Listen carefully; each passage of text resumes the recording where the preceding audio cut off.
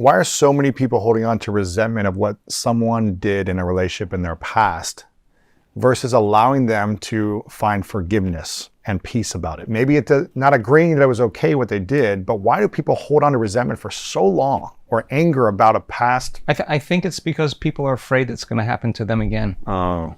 And when we have a traumatic event, big or small, in fact, you're always on the lookout for any signal in the environment, any person or circumstance that's going to be the smallest cue that's going to say, ooh, I've done this before, I better get ready for it. So we're in a constant state of bad news, waiting for the worst case scenario. So let me just finish this, okay? Yeah. Because the question really was about self-love. The person who lives in resentment is making themselves unhappy. A person who's judging everybody else because they're judging themselves is making themselves unhappy. The person who's complaining, blaming, making excuses, feel sorry for themselves, they're making themselves unhappy. There's nobody doing that to them. You say it's your ex? Okay, let's take your ex, let's put him in a straitjacket. Let's shoot him to the moon. Now what?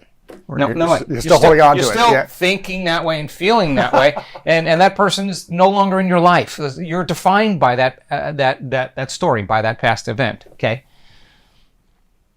The person's truly sincere and thinks there's something other than that emotion of resentment. What's on the other side of it? Am I willing to sit through it long enough? And no matter how much the pain is or what my body does, I'm going to sit this one out. I'm going to work with my body and keep bringing it back into the present moment. It's like training an animal. You keep doing it over and over again. You stay. I'm not getting up. I'm not eating. I'm not moving. We're going to keep lowering the volume. You keep reconditioning the body to a new mind. Sooner or later, it surrenders. It surrenders to a new mind. When that occurs, there's that liberation of energy, and energy moves into the heart, and you feel love for yourself. You feel a respect for yourself. You feel an honor for yourself. Something, you took your power back. You built your field. Something feels right. When we look at the data of people who do this, and we see their scans, their brain scans, or we see their HRV measurements, and they get good at this.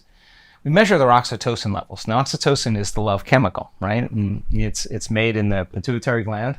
Oxytocin signals nitric oxide, and nitric oxide signals another chemical called endothelial-derived relaxing factor. And that chemical causes the arteries in your heart and your lungs to literally open up, and blood flows into your heart, and your heart is filled with energy. That kind of state means I don't want to feel anything else but this. I don't want to judge you because I don't want to lose this feeling. Right. So then imagine being around a cat like that.